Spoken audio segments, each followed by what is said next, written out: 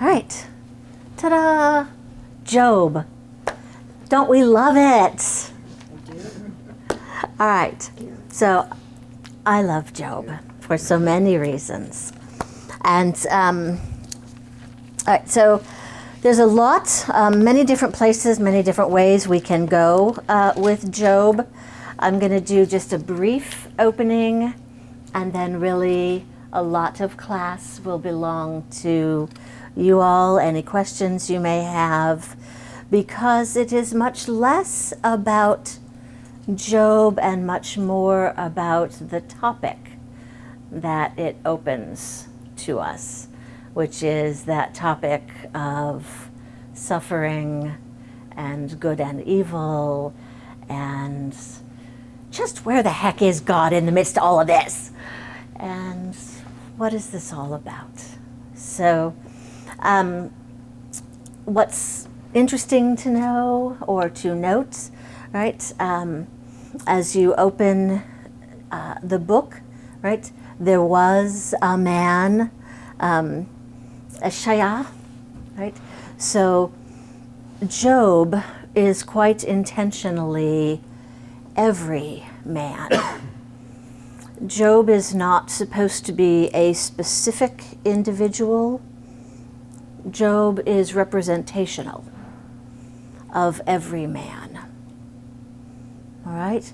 So as we read this and come to this text, it is less about here is this one individual, and it was never supposed to be that. Eshaya, right?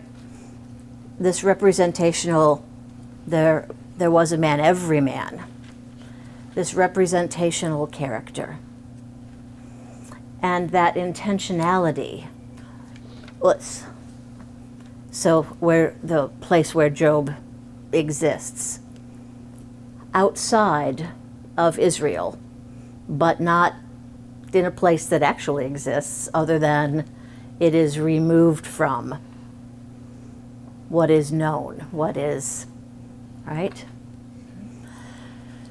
And as you come into and really begin to study the in-depth study, there are certain pieces that are knowable, but it also is fun to know what is unknowable.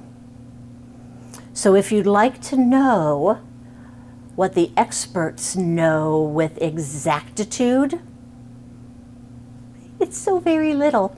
So exactly when it was written, well, you know, possibly between the 4th and the 6th century BCE, but there is debate about that.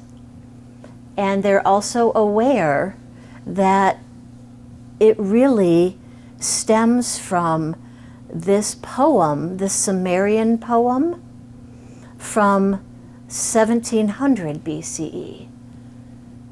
So Mesopotamian literature, do you know of this poem? Do you not know of this poem?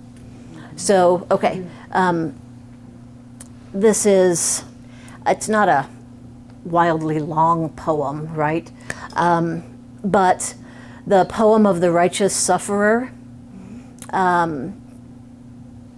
it's originally Sumerian, it later became this Babylonian poem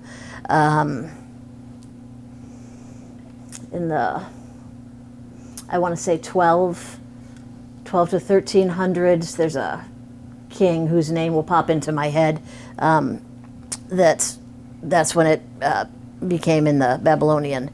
But anyway, this ancient poem, and that's the chapters 1 and 2, this prologue piece. There's no doubt that this literature, this fable, is instrumental and found here. So Job is based on this story that is so well known. Now it goes further than that, right? You extrapolate text and much more is added to it. It becomes very much this integral part of Hebrew scripture. But when we say, are there are there commonalities? Are there pieces that are shared in Near Eastern culture? Yes, right? There are pieces that folks would know, just like there are stories and legends that we would know. And here we have it. And if you look, and I'm sure you noticed as you were reading, chapters 1 and 2, and then that last part in 42, it's written just in prose, right? Mm-hmm. And then the whole middle section was poetry, right? And that's, so really, if you were to read 1 and 2 and then just that last part, you could hold those together, take the whole middle section out, and it really could stand on its own. I wouldn't recommend it, but you can do it. All right? So And is it actually a poem? It is a poem. I'm trying to find it. yeah. I can make myself a note to send that out. I'm just not coming. I was just curious what it. And I'll find it. I'll actually find it in English, and Yeah, I see that. So yeah, I can do that. Yeah. All right. That's just a fun little bit of. Okay. The other fun little thing. So, hapex legomen. There we go. No, legomenon. There we go. A fun word to know if you have to use a whole bunch of letters or stump your friends. It means it's used once, one use only. So there are words that are used once and then no other time. Right here. So in Hebrew, this is a book where we have single use Hebrew words. Boom. More of them in the book of Job than anywhere else. So just a fun word to know, and throw that up there. And just so for scholars studying, translating, and going through the book of Job, there are not the markers. So when so-and-so was king in such and such a land, when these things are not here. So you can't pinpoint the year. You can't pinpoint, maybe we can run down and get water or something. I'm hearing people choke. I feel badly. You've got water. Okay. So those markers that you find, which is why it's so difficult to say it was written exactly at this time period. So you have some folks who believe that this was written during the Abrahamic period. Some folks who say no, absolutely, it was written during the time frame of Moses. There are some who think that Jacob's daughter, Dinah, is actually Job's wife, right? You have, so when you've got scholars who are, it means we're just guessing, right? So we don't know anything. We just look at the text. And so it means it's not locked in a place or time. It means it's talking to us about something else. So, right, enough of that kind of babble. Or maybe not. Do you need to know anything else? Or, oh, other fun little thing. The prologue and epilogue piece, Adonai is our name for God, but in our poetry section, either El or Elohim is our name for God. So that is another way of saying these sections were written at different time periods by different people, right? So it's a different name for God. Okay? So just another fun little fact. All right?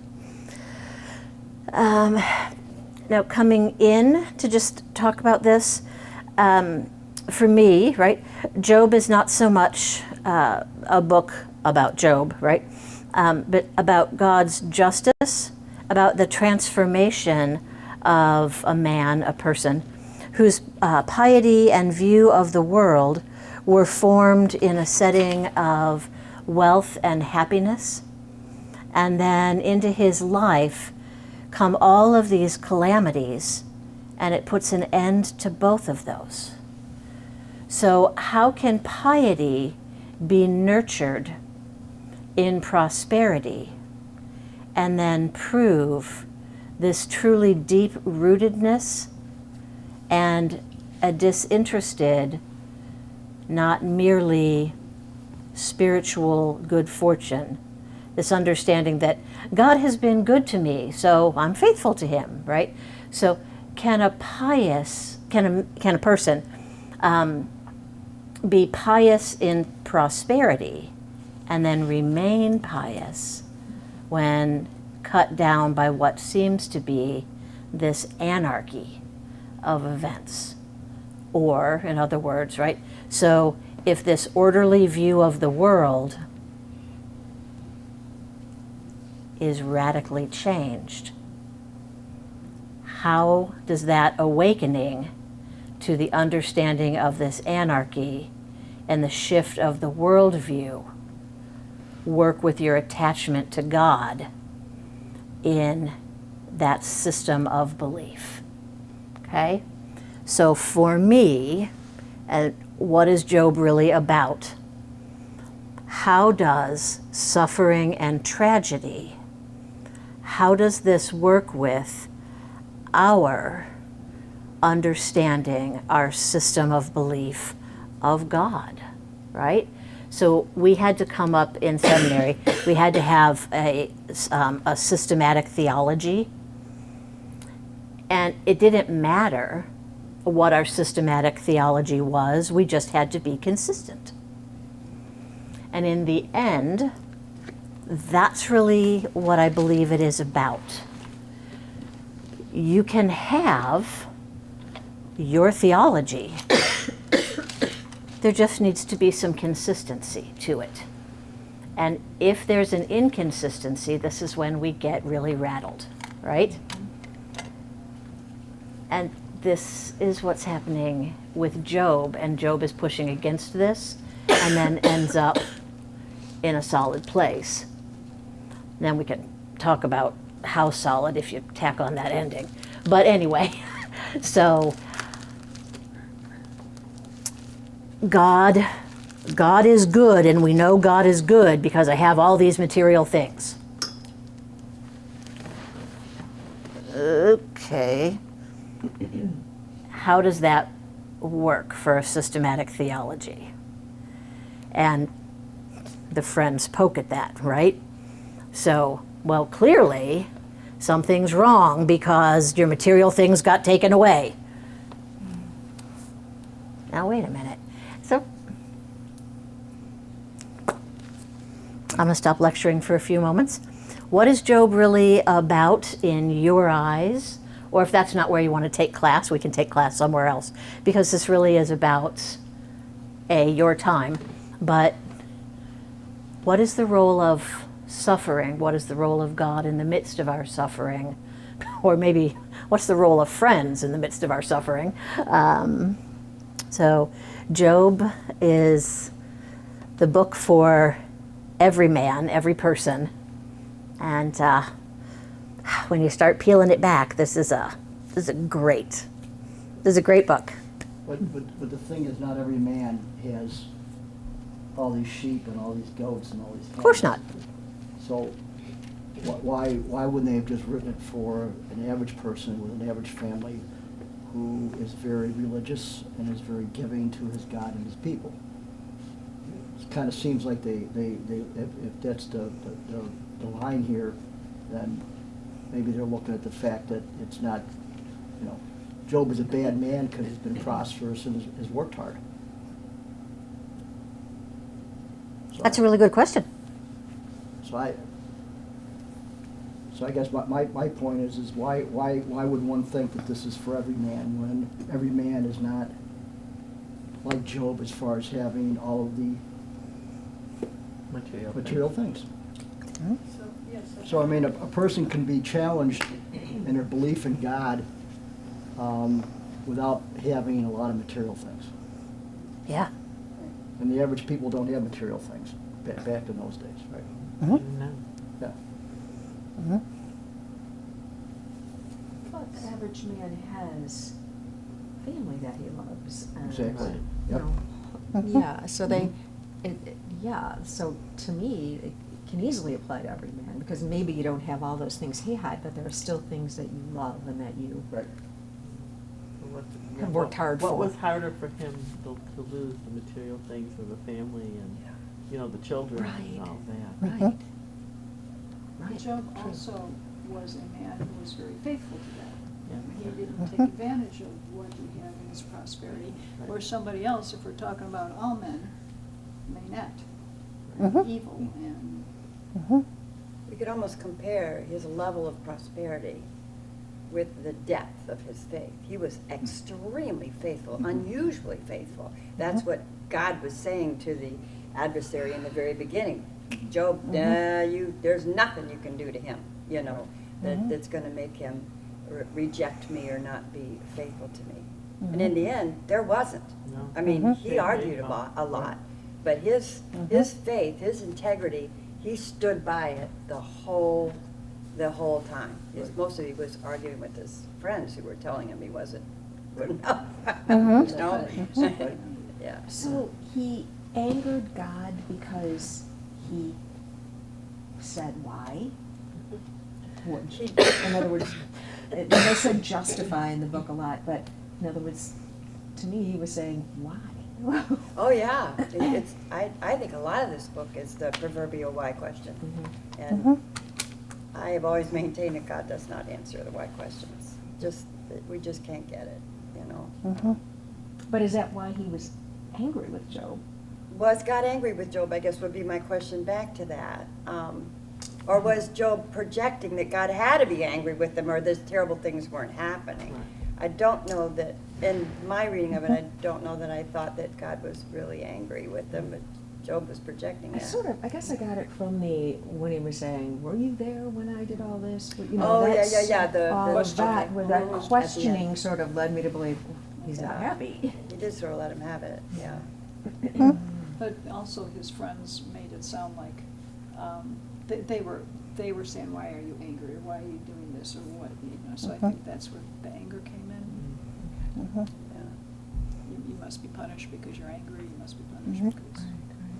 But in the end, it was God said that in chapter 42, God was angry at the friends, not Job, right? So because they had misrepresented the Almighty, Right. right? But I felt So- like God didn't like that Job wanted him to justify what he did. Like he was asking, that's part of the why. Yeah. Yeah. I can see how you would get that, especially with where were you when, or could you, do this. I've thought about this a little bit. I've read Job many, many times, but this time what really kept sticking out to me, and I think it's been something I've been personally wrestling with for a long time, so maybe that's why it stuck out at me. And that is that I ascribe to the deep belief that we are all loved beyond measure, and there is nothing that we could ever do to lose God's love. There's nothing that we can do to make God's love more. But in that belief system, I think there's the tendency to almost domesticate God, where do we respect the absolute power of God? And that shows up in Job, and Job is wrestling with that a bit, I think. There's the why question, there's the suffering, and then there's immense power that we simply can't get our arms around. We know God created and did all of this. So that section that you're talking about, I sort of felt that this is God trying to say, you have no idea the power that is in me, and it would behoove you to try to respect it at least this much. It's almost like respecting a hurricane. It's coming. It's vast. We don't know what's going to happen. I won't go so far in my theology systematically to really believe in the wrath of God, but I believe God is quite capable of wrath. I think that's as far as I can get with it. But I think we do God's power and injustice from the human point of view. So do you think Job was doing God's power and injustice? I think, no. I think we, as a collection of people, I think the story itself simply lifted that up. Okay. We have no idea, just like the whole wisdom thing. Who can know the mind of God, you know? It's almost impossible, you know? It isn't almost impossible. It is impossible. Sorry, I didn't mean to monopolize. No, it's great. Really, great, yeah. it's quite the book. Not just to Karen, but to all of us. When we gather as a class, if we hold back, I think we do one another a disservice, right? Because we bring all that we are into our times of study. And so I maybe would not be saying that if there was one voice that was heard 95% of the time, but that has not been the case. And so don't hold back, right? Your questions or your contributions. So your contagion you can hold I'm not back, co- yeah, I'm but not I'm gonna concerned take- about your it's cough. as I am long very as that. concerned about your cough. So, Not no, I was, that was, no, I was just being concerned, but please, it sounds like it. yeah, contribute whatever you can contribute, so I love it. So, yes. All right. All right, so one of the pieces in terms of if this was written when it possibly was. So it may have been written during that time of the exile, and one understanding is that the three friends are also giving three ways of understanding why the exile had happened. And so there's that point in there, and so the argument then pushes it back in terms of, no, that's not quite right, no, that's, but so I just propose that sort of piece, not in terms of post-exilic, but what do you think?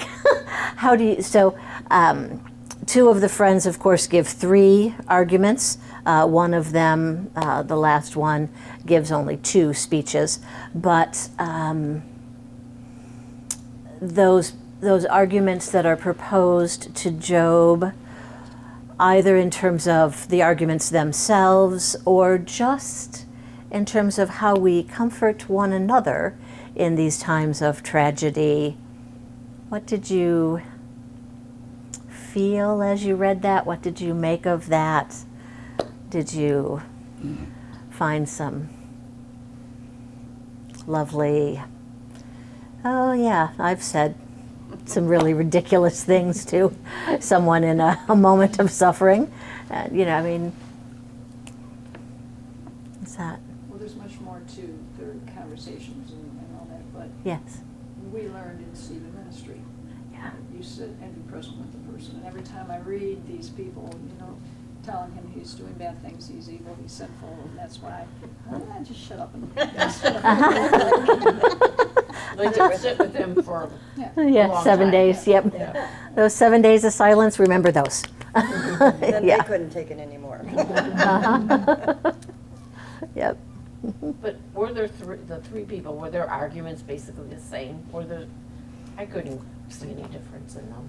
They were Was there very something similar. different? I felt like there were contradictions within the arguments. Yes. Of course. It seems like they added to his anguish Yes. instead of really helping him. Mm-hmm. Yeah. It's They like couldn't see any good in God. I mean, they didn't, like, God's punishing you, like, God isn't, I don't think he's out to get us. I think he wants us to, know we're going to deal with things and helps us to deal with those things. And so it's just, I made the comment, I think with friends like that, who needs their enemies? Right. They were just, and that's maybe at the end why God was a little angry with them. That Even his wife wasn't so supportive. No. Yeah. I mean, Yeah. Job could see that God can make good out of bad. And he saw, that's, I mean, Job was, he's my hero. I'm not gonna be, you know, I mean, he really, I don't know, I could keep dealing and, you know, as things happen, but he did, and he never stopped. So I think he's our goal, and I don't know how good we can all be at that, but he's somebody we could follow and emulate.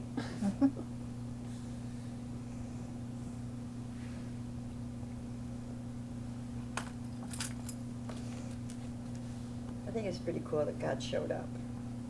Yes. In the time of suffering, you know, we feel so abandoned and there's no way out, there's no answers, you know, so he's, just give me an audience, just let me argue my case, you know. And then the fact that God did show up, you know, Yep. was pretty powerful for me as well. Absolutely. Yeah. And I'm gonna get to the end already, but the one thing that didn't make me angry, it's just like, oh, darn. God gave him more than he lost. He replaced his children. Yeah. You can't replace your children. Right. That's very true. Right. The wife's not there. What? The wife's not there. I didn't kill She didn't get killed. So, no, she didn't. But, so if you notice, that completeness is still incomplete. Well, Well, how do you have these children? that's a very good question, right? But she's not listed, she's not there, so it's just something, Anyways, right? I got nothing to say to that, other than the rabbis are very clear that from that disagreement point, she disappears and is not listed or heard from, or so that there is still something that is incomplete. Because it was a woman. Did she have a name? No, She didn't in the story. No. But which the is, daughters do have names. yes, they do, yeah, They're beautiful. right? So that's why they could guess that, you know, maybe it was Jacob's daughter, maybe, so it's, you know, you can guess as to who this is or what this is or whatever, but there still is something missing, and this is that, you know, tack on an ending, you know, that sort of thing, that there's the possibility of what is missing, what is, so just to note that that's there, or not, that's really what I mean here, but yeah, that's something to ponder, at least, so, Or that God felt bad for setting him up in the first place. yes. You know? Well, and that, well, of course, right? Just kind of look at it as a story, you know, and Well, you have to, right, because Yeah. it's, right, otherwise you're going nuts. Ishaya, right, it's every man, and so not to be taken as actual from the beginning. And God is very clear from the beginning that God is not raising God's hand against. Right. And then that ending makes it clear that in fact God restores what God had taken, even though God did not take. So you have within this contradiction. So, right, it's not meant for this literal reading, but it's meant for story value for us to ask some different questions about what we believe and how we understand these things to come to be, and Do how the we. rabbis have other tidbits about the book besides the fact that his wife was not Tons. restored? The reason I think that is, I think this is, well, Elie Wiesel, I guess, made it the book most prominent, but all the stuff that the Jewish people have been through, Job is held very dear to them for the reason of suffering and, you know, their arguments and stuff against God for the suffering. So I just am interested to know, if I never really read about that, what the rabbis might. I like the incompleteness of the wife. I think that fits with the Jewish dilemma. Absolutely. Yeah, there's I learned a ton this time. So there's a lot. There's a lot. I think one of the other big things that I learned in reading this just is the shift of thought that came with the Maccabees, and that so the Maccabees 167 to the mid 100 BCE until double digit BCE. So 30 something, 50 something BCE. But what you have are very faithful people just being slaughtered, right? So, but that shift of thinking very clearly. So those questions that the friends are asking, and that kind of there's clearly something that if you have sinned and therefore you are being punished, right? That kind of Book of Deuteronomy, cause and effect, right? After the Maccabees, boom, right? That becomes, there's this understanding of, okay, so reward in otherworldly, but also, you can have totally very righteous people and these unjust things happen. And there's this shift when this happens. And so, and they pivot at that point, and how culturally that happens. And I loved reading that, and how you can see how the great thinkers start to say, okay, well, no.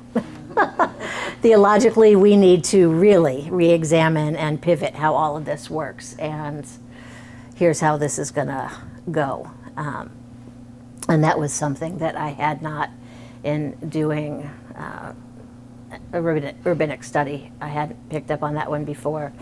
And then if we have some other kinds of discussion, I'll look in here, because there was also some pieces in terms of why, starting in chapter 38, why that God of the cosmos response really does directly address Job's questions and how that fits in. So there were some great rationale pieces for how that fits in. And if I can't find it here, I'll just hand my research notes over to you. And you can take them home, we can pass them around, I can just send them out. I can't imagine you'd want to read another 22 pages of here's what the rabbis think, but if anybody does, there you go. So there's some good stuff. So There can also raise the question, the simple question, why do bad things happen to good people? So, yeah, absolutely. Well, has anyone read that book? I have. Oh, yes. yeah, oh, it's I actually- haven't. It is a very good book. It's a wonderful book. Yeah. Yeah. Do they mention Job at all in it? I'm just wondering. I don't think so. A long time. No, but the Theodicy question, yes, I'm seeing Jennifer ask a question, and then we'll get back here. So. And also the question, why do evil people thrive while the righteous? Uh-huh. Of course, Job asked that big time, didn't he? Yes, Yeah. yes, Yeah. absolutely, absolutely. And that one I will pull out, because one of the rabbis talks about that in something I'm reading here. So talk amongst yourselves. So, because I'll find it here. But, there. What they did talk about, of course, was the clear differentiation, right? Because Ezekiel is very clear about being. Prose and poetry. God's justice. They have minds of their own. All right. Well, Siri disagrees, so I'll just leave it alone. But yes. So Ezekiel's theology differs from Deuteronomy's theology in terms of the just and the unjust and how God deals with that. And so, yeah, I am going to find the Rabbi Kushner thing here because it was brought up, but here we go. So what do we have? So, right, so Rabbi Harold Kushner, when bad things happen to good people, there really is only one religious question. So if God is good, then why is life so hard? The religious paradox of why a loving God would construct a world so full of suffering is referred to as the problem of Theodicy, right? No book in the Bible takes it up greater than Job. So,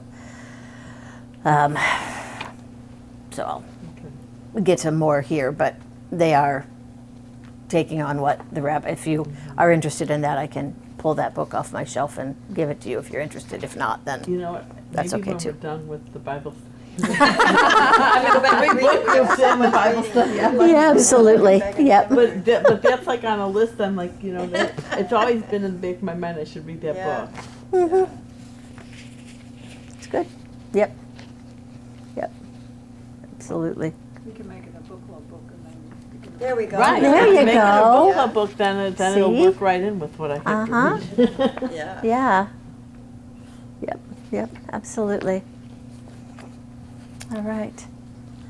So, other kinds of questions that this book brought up for you, or things that maybe you want to get into?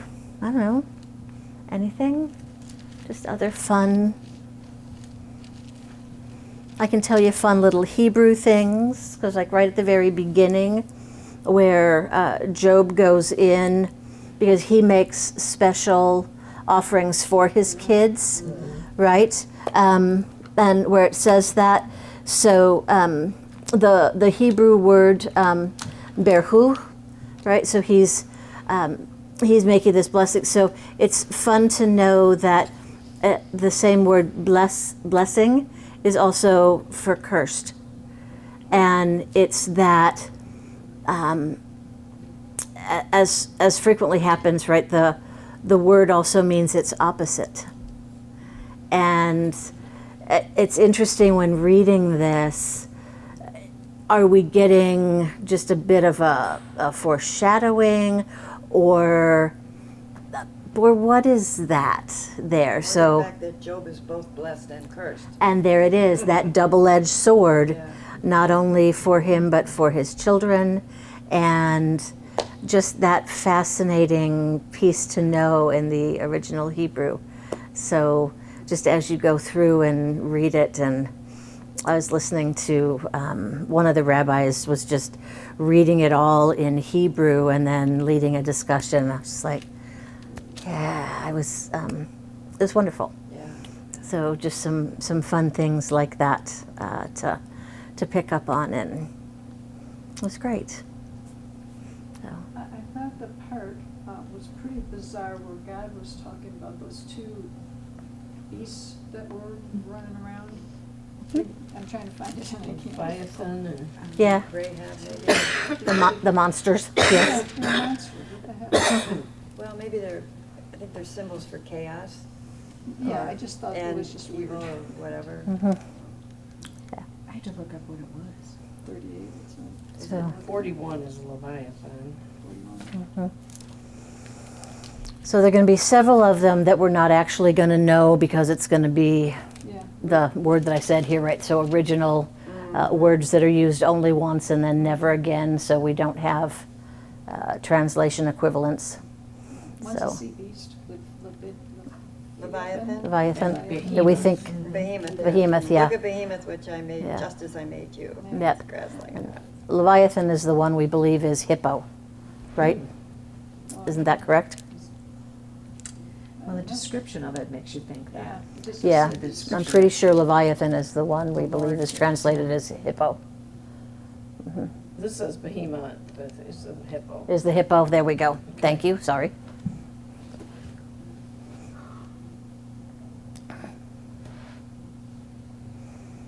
I was reading the message. I read in the NIV version, then I read the Message. It was much easier. And Thank you, Eugene Peterson. Uh-huh. So, Behemoth is Fire-breathing the crocodile. Excellent. There's an image for you. Uh-huh. Yep.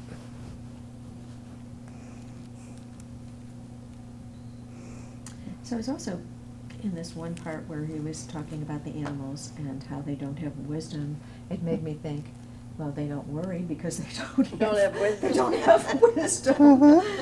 But they have feelings. Yes, yes. But just from the text is right. I liked it, along that same line, in chapter 28, it starts with verse 12, and then it goes on, but it says, "Where shall wisdom be found, and where is the place of understanding? Mortals do not know the way to it, and it is not found in the land of the living. The deep says it's not in me, and the sea says it's not with me." You know, it just, We should give up. well, I don't Give know. up looking. No. Does seem that way a little bit, but I don't think that's the intention. No. But that onus is in humanity and humanity's relationship with God and not in the natural element, right? Correct. So Yes. that's part of that covenantal structure. And yeah, that's a, Wisdom can only come from God. So Yes. in that sense, we don't give up, we keep seeking God. See? Yeah. that's it. That's it. And quit trying to be God. You can't do what I do. Right. That's That's true. what I got out of my life. I have these powers of things I can do, and you can't, and so just don't even go there. There you go. You know, be content with what you are able to do, and believe in me, and that kind of. It's basically what God said. Yeah. That is. Basically. See, Janelle's nutshelling God. There you go. Okay, Janelle, say it again because I was reading. Sorry. I'm sorry. You have to believe, just believe in what I have the power. I will take care of things, and you know, just believe in what I do, and things will go for you. You'll be fine. See? God in a nutshell. God's God, you're a human. Don't try to understand me. Life goes much better that way. It does, frequently. Because I figured out I can, after 75 years, I'm not going to change and be able to do what I'm going to do. I'm just going with God. That's going to get me through, Probably a good and I choice. just believe that. It's the only way to make it, because I'm a worry wart, and I just don't want to do that anymore. And I just give it to God There you and go. do what I'm supposed to do, and as much as I can do. And say it'll, enough, and it's going to be fine. There you go. Beautiful. Well, it comes down to trust, is what you're saying. Yes. Yeah. All right. As I get on the airplane for the first time, second time in my whole life, this weekend. Second time in your My whole son life? says, Mom, everybody goes and flies places. Well, I haven't. I'm just a little nervous. You're going to love it. It's not the flying part, it's that, I'm sorry, lady, but you don't have the right thing. You can't come on this plane, you don't, Okay. they stopped me, the first time I went through, they had to open my bag, because They it looked probably like I want had to a do that gun. again. I had a hairdryer. Oh, So. But that's thinking- not uncommon. That's not Yeah, uncommon. no, That I happens can to many, stop many, here, many. no They touch. touch Yeah, the I they get stop patted every down single almost time. every time I Yeah, fly. she's got hips, Okay. you know, Yeah. there. Yeah, so I mean, it's just. Human elements. I am So we now make at a the joke point about it. where How was I'm just that? gonna go, I'm having a good time, and I'm Stretching you done more than I worrying. do, you know. I have calmed myself down, and I'm fine. there you go. You're 75, you won't have to do so much. You don't have to take Be your sure to shoes tell off. them how old you are. You get Okay, I special will, I'll treatment. say, look, I'm an old lady. Okay, all right. Excellent. So, all right, it's not flying, it's the human element that causes the suffering. And now we're back at Job. So we got it. There we go. Beautiful. Right. Any other last questions? Otherwise, there we go. And I will find the copy of the poem of the righteous sufferer, and I will send that out. Just picking up on what you just said, though, the book of Job does not address self-inflicted suffering. No. It was really inflicted from the outside. It's the outside forces. Yes. But we do our own selves a disservice with our own self-inflicted Oh, absolutely. suffering. You know? Yes. Yep. Yes. Yeah. Because it's not enough. We just need Right, more. we need more. We love it so yes, much. Yes. Yeah. Uh-huh. Apparently so. What's up with that? Yeah. Yeah. As For Bob thought. Newhart would say, stop that. So, all right, beautiful. All right, anything else, my friends? All right, then thank you for participating in the discussion and or hiding from cameras. So that is lovely. Best seat in the house. It is the best seat in the house, so. And Pastor Scott, do you have anything you want to add as we wrap up, Joe? All right. All right. Then, as we finish for the day, we give thanks for having been opened to the scriptures wherever they have taken us today, and we give thanks for the gift of today as we depart. May God's wisdom continue to be with us now and always until we reconvene next week. Amen.